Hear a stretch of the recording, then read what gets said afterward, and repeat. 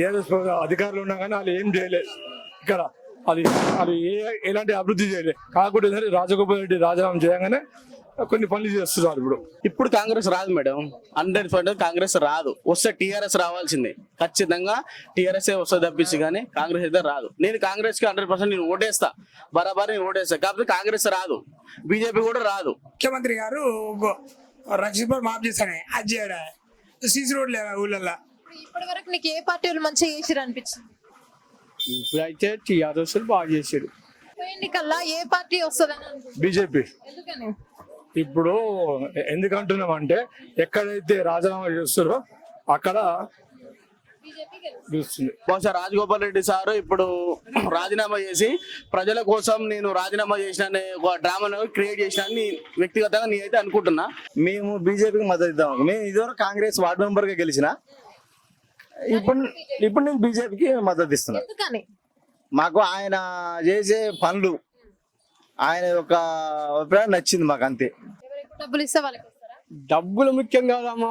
నేను లాక్డౌన్ ఏళ్ళు ఎటు పోయిద్దో. మన ఎమ్మెల్యే గారు అప్పుడు చేయడా పనులు కొన్ని అయిపోయినాయి. బళ్ళు, స్కూళ్ళు, లక్షల మాపు కావాలి.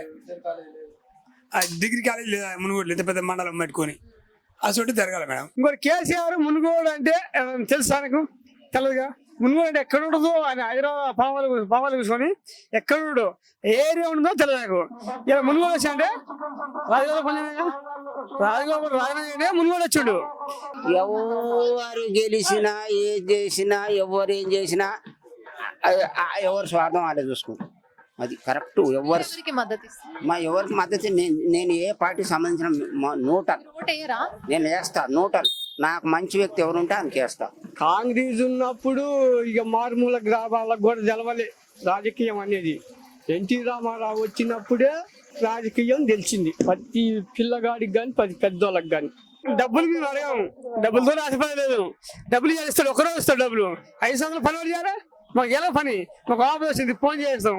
ఒక కేసు వస్తుంది, జైలు వస్తుంది, ఒక టాటర్ జైలు పడుతుంది, ఎన్నో రకాలు ఉంటాయి. పిల్లలు ఫోన్ చేస్తే పని కావాలి. 12 మంది అమ్ముడు పోయినప్పుడు ఏం చేయలేకపోయినాం. అందుకని ఈ సార్ కూడా ఒకటే అన్నాడు, వాళ్ళందరూ అమ్ముడు పోతుంటే మనం ఏం చేయగలుగుతున్నాం, ఏం చేయలేదు అన్నాడు. బీజేపీతోనే సాధ్యమైతే అన్నాడు. సరే, ఆయన బీజేపీలో పోయినాడు, మేము కూడా బీజేపీకి సాగలేదు. ఎందుకంటే మా గురించి ఉప ఎన్నిక తెచ్చిండు, మేము ఆయనకే సపోర్ట్ చేయదలుచుకున్నాం. డబ్బుల గురించి అనుకుంటారు. ఇప్పుడు ఇన్నేళ్లలో మీరు ఓటేశారు, ఏ గవర్నమెంట్ బాగుంది మీకు తెలీదా? ఏ గవర్నమెంట్ ఏ బాగులు అంతా అలసత్వం చేసారు. ప్రతి వాళ్ళు అలసత్వమే చేసారు. నెక్స్ట్ నా ఓటు వచ్చేసి డాక్టర్ విశారామారావు సార్కి వేద్దామని అనుకుంటున్నా. బీఎస్పీ పోటీ చేసిన, డిఎస్పీ పోటీ చేసిన.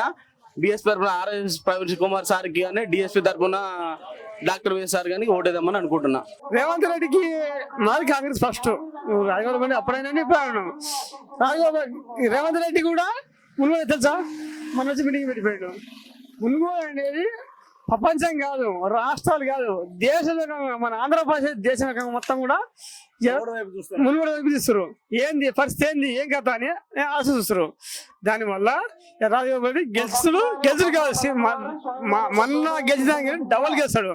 హాయ్ ఫ్రెండ్స్, మా టుడే టుమారో యూట్యూబ్ ఛానల్ చూస్తున్నందుకు చాలా థ్యాంక్స్.